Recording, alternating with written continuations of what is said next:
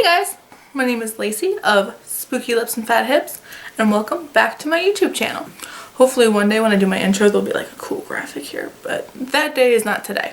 Today I'm going to be talking to you guys about Kylie Cosmetics, and more specifically why I do not plan to buy from Kylie Cosmetics again in the future.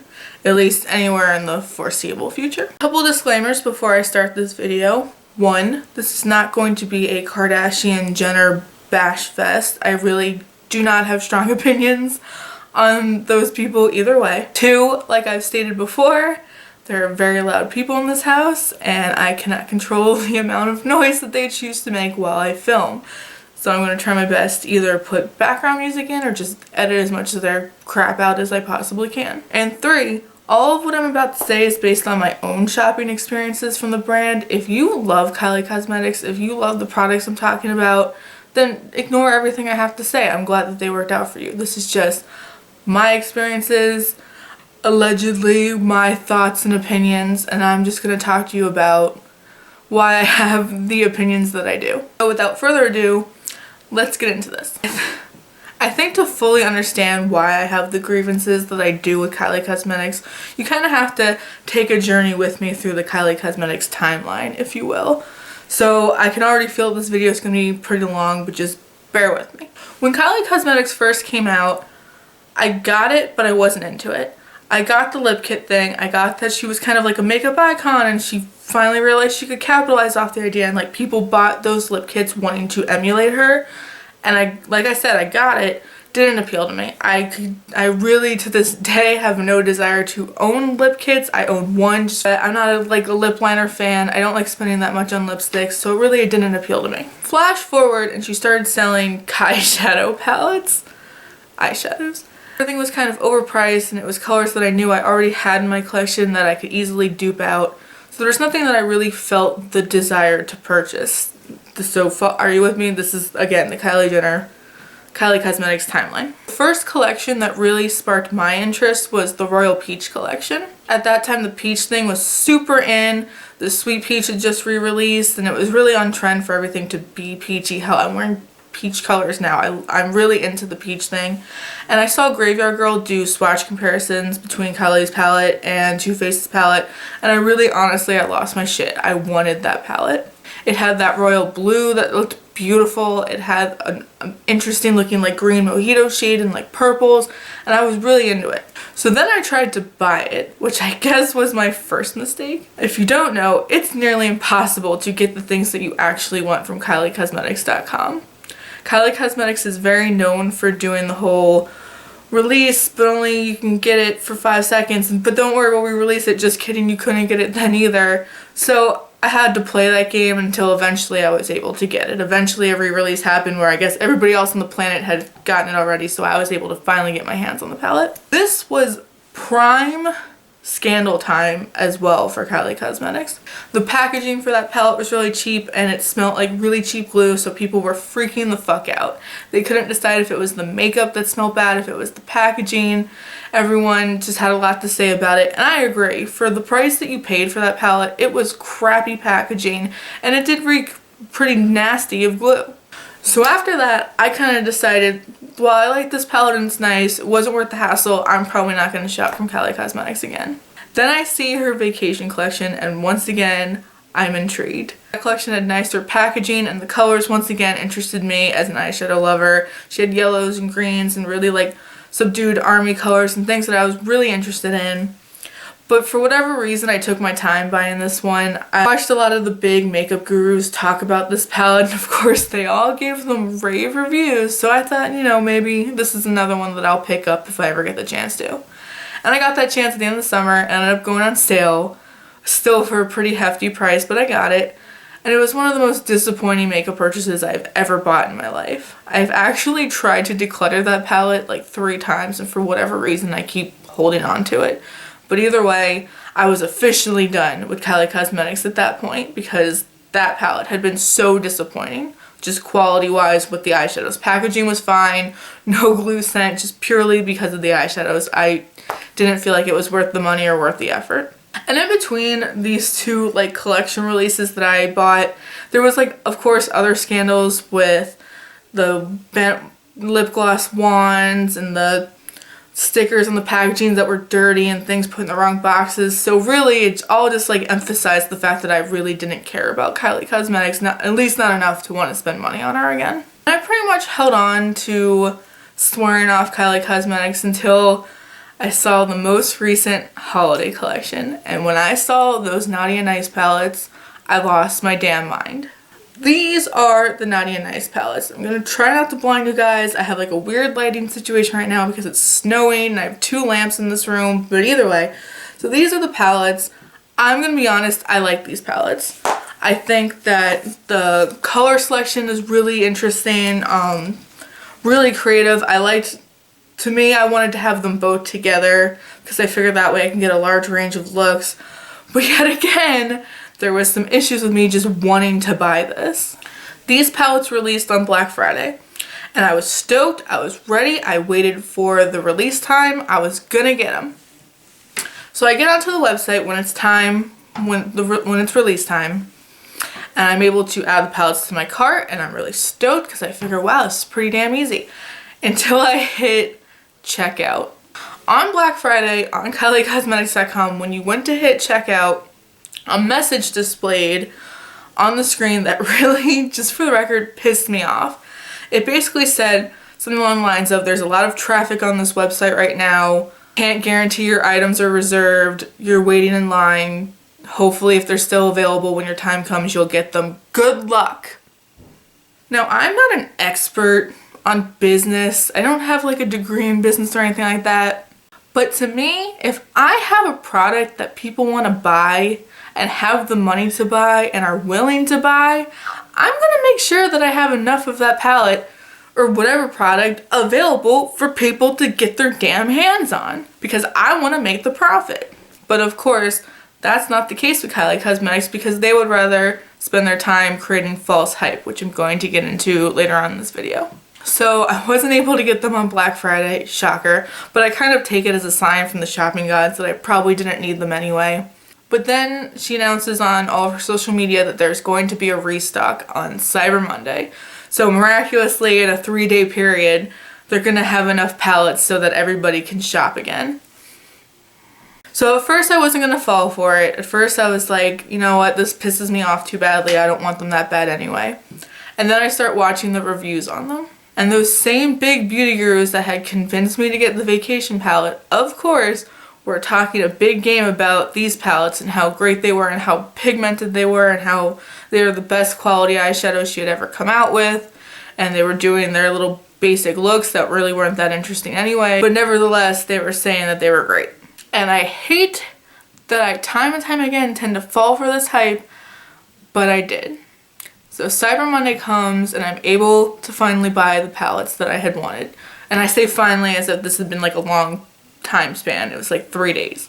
So I order my palettes and I order 1 lip kit. I get the lip kit and Wicked just so I could see what all the hype was. And altogether my order is like $100. It takes about 3 weeks for my order to finally get to me. And in that time I've watched a couple more reviews, and one that I found really interesting was Jay Kissa's review of the eyeshadows in particular. I don't know Jay Kissa, she's a fairly popular YouTuber and she's very well known for doing colorful eye looks and very creative eye looks, and I do trust the majority of her opinions. She did a review of these palettes, which she had bought with her own money.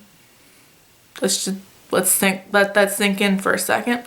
She did a review with palettes that she had purchased with her own money, and she basically said that she wasn't inspired by these, that they weren't that good, they weren't that pigmented, and she didn't recommend anyone buying them. At this point, I had already bought them, but there was no way for me to cancel my order despite the fact that it hadn't even shipped yet because Kylie Cosmetics has no return policy.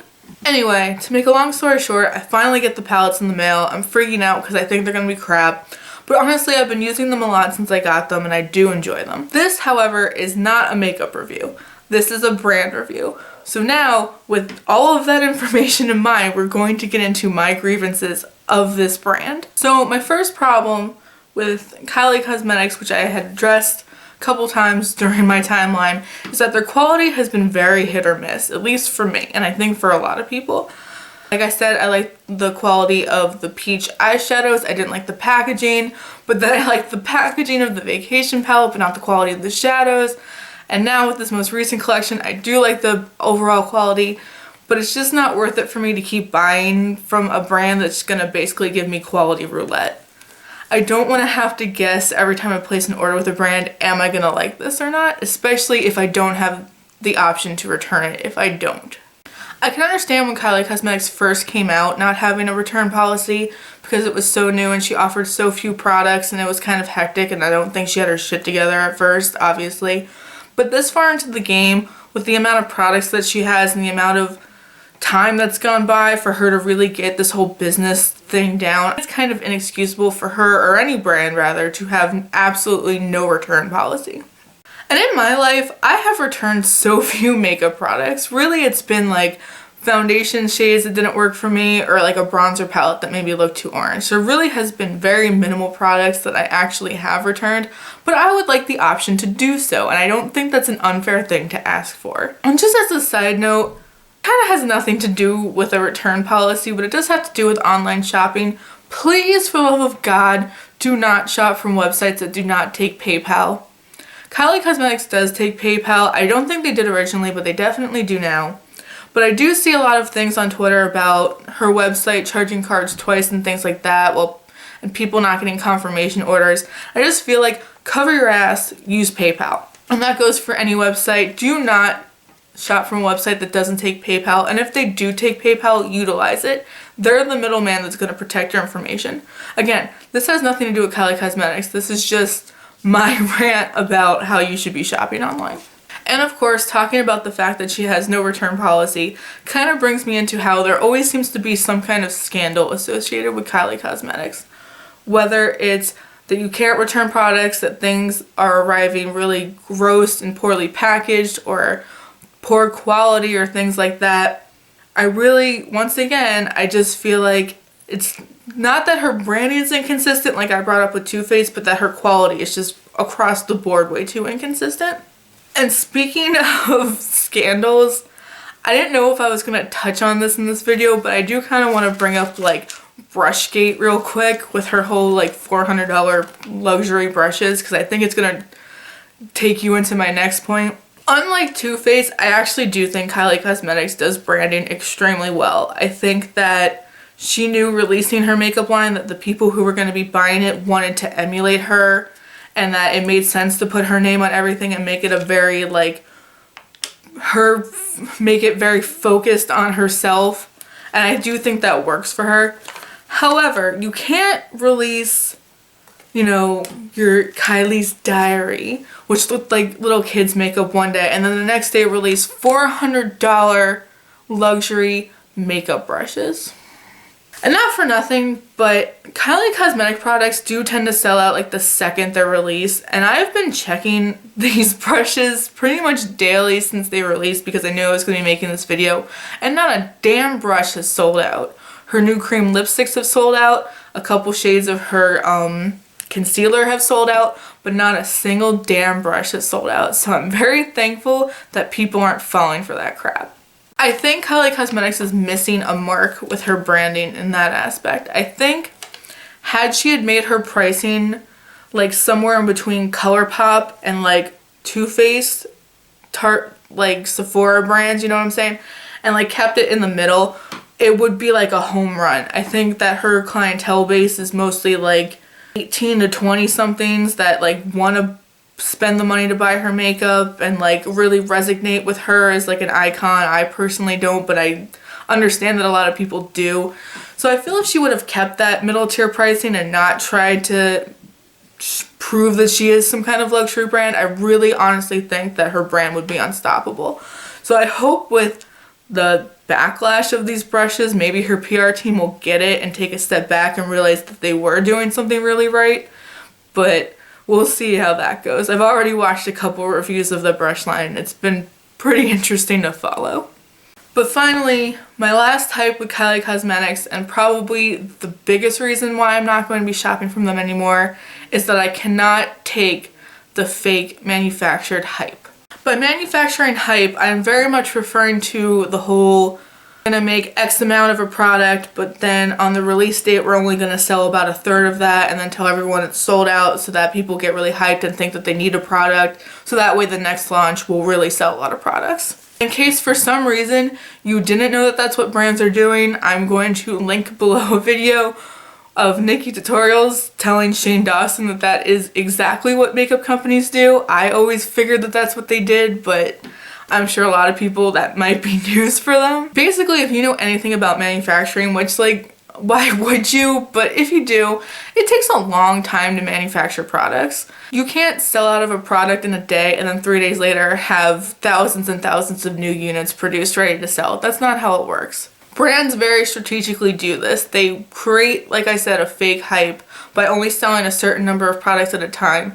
So that way, if you didn't get the chance to get that product, but you're looking on social media and seeing the people who did get that product and seeing that people are talking highly of it and knowing that it's limited edition, you have that whole like FOMO thing going on, it's gonna encourage sales. And I think a lot of other brands have caught on to the fact that this pisses a lot of people off, but Kylie Cosmetics is not one of those brands, and she's definitely very guilty of continually doing this over and over with every single release. Personally, if I have money to spend, I just want to be able to buy the thing that I want to buy. I would rather spend my money from higher quality brands that have their products available that I could return if I wanted to, that have better policies, better customer service, and just all around, I could be spending my money way better in much wiser places. And like I said in my last video, at the end of the day, this is all makeup. It washes off. It's not that serious. But I think because makeup has become so like in our faces and so many releases have been in our faces, like I said, it's important to talk about these things because being a wise consumer is becoming more and more important, especially with so many options available on the market right now.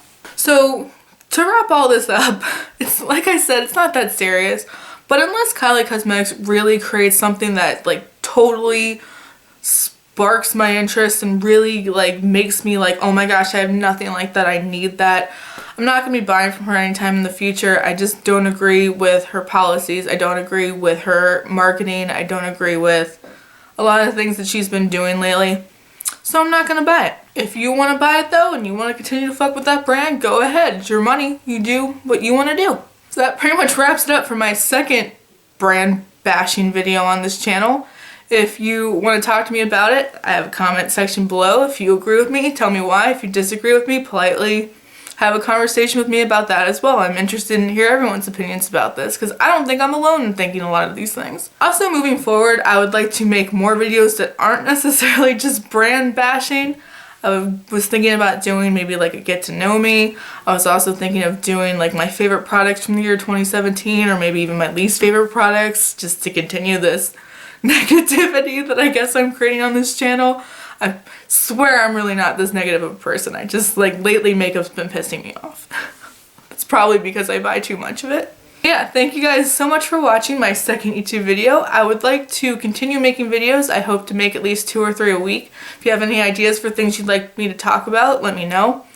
And yeah, thank you so much for watching. Bye!